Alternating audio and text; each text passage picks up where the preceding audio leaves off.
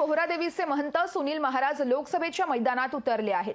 महंत सुनील महाराज हे ठाकरे गटाकडून लढणार आहेत, तर यवतमाळ वाशिम मधून ते निवडणूक लढवणार असल्याची माहिती सध्या समोर आली आहे। वाशिमच्या पोहरादेवीचे महंत सुनील महाराज लोकसभेच्या मैदानात उतरणार असल्याची माहिती समोर आली आहे। महंत सुनील महाराज हे ठाकरे गटाकडून यवतमाळ वाशिम लोकसभेची निवडणूक लढणार आहेत। तर ईडी आणि आयकर विभागाच्या नोटीसमुळे जिल्ह्यात खासदार भावना गवळी यांच्या विरुद्ध आता रोष असल्यामुळे आपल्या विजयाचा मार्ग मोकळा झाल्याचा दावा महंत सुनील महाराज यांनी स्वतःहून केला आहे।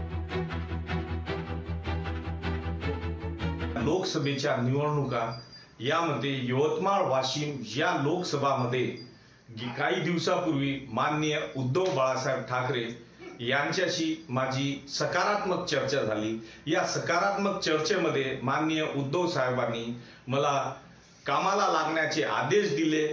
मी शिवसेना उद्धव बाळासाहेब ठाकरे तथा महाविकास आघाडीतर्फे लोकसभा यवतमाळ वाशिमची निवडणूक लढण्यास तयार आहे। लोकशाही मराठी ऐका, पहा, जागरूक रहा।